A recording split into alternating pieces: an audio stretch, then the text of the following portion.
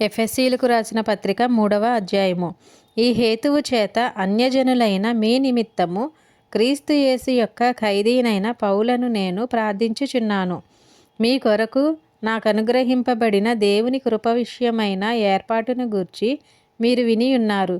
ఎట్లనగా క్రీస్తు మర్మము దేవదర్శనము వలన నాకు తెలియపరచబడినదన్న సంగతిని గూర్చి మునుపు సంక్షేపముగా వ్రాసి తిని, మీరు దానిని చదివిన ఎడల దానిని బట్టి ఆ క్రీస్తు మర్మమును గూర్చి నాకు కలిగిన జ్ఞానము గ్రహించుకొనగలరు. ఈ మర్మం ఇప్పుడు ఆత్మమూలముగా దేవుని పరిశుద్ధులకు అపోస్తులకును ప్రవక్తలకును బయలుపరచబడి ఉన్నట్లుగా పూర్వకాలములయందు మనుషులకు తెలియపరచబడలేదు.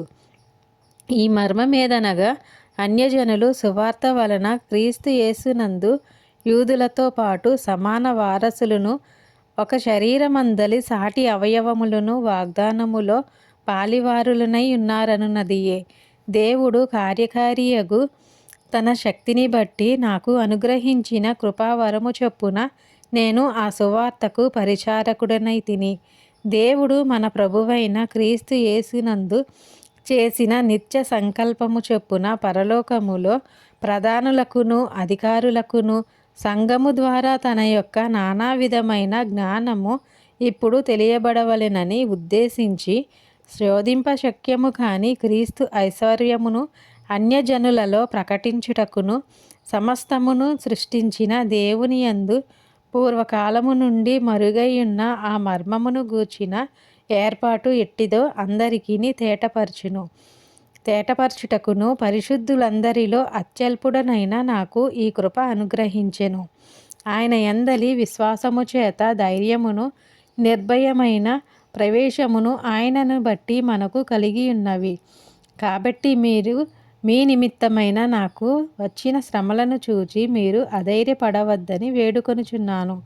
ఇవి మీకు మహిమకరములై ఉన్నవి. ఈ హేతువు చేత పరలోకమునందును భూమి మీదున్న ప్రతి కుటుంబము ఏ తండ్రిని బట్టి కుటుంబమని పిలువబడుచున్నదో ఆ తండ్రి ఎదుట నేను మోకాళ్ళూని మీరు అంతరంగ పురుషుని యందు శక్తి కలిగి ఆయన ఆత్మ వలన బలపరచబడినట్లుగాను, క్రీస్తు మీ హృదయములలో విశ్వాసము ద్వారా నివసించున్నట్లుగాను తన మహిమైశ్వర్యము చొప్పున మీకు దయచేయవలెననియు, మీరు దేవుని సంపూర్ణతయందు పూర్ణులగునట్లుగా ప్రేమయందు వేరుపారి స్థిరపడి సమస్త పరిశుద్ధులతో కూడా దాని వెడల్పు పొడుగు లోతు ఎత్తు ఎంతో గ్రహించుకొనుటకును జ్ఞానమునకు మించిన శక్తి ప్రేమను తెలుసుకొనుటకును తగిన శక్తి గలవారు కావలెననియు ప్రార్థించుచున్నాను.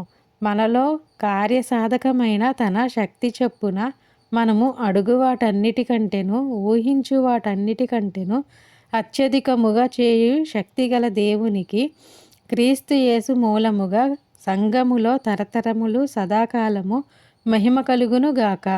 ఆమెన్. దేవుడు ఈ వాక్యమును దీవించి ఆశీర్వదించును గాక. ఆమెన్. ప్రైజ్ లార్డ్ అందరికీ. ఈరోజు వాక్యం విన్నారు కదా, అలాగే ఇంకొంతమంది కూడా వినిపించండి. మన యూట్యూబ్ ఛానల్ని లైక్ చేయండి, షేర్ చేయండి, సబ్స్క్రైబ్ చేయండి. Thank you.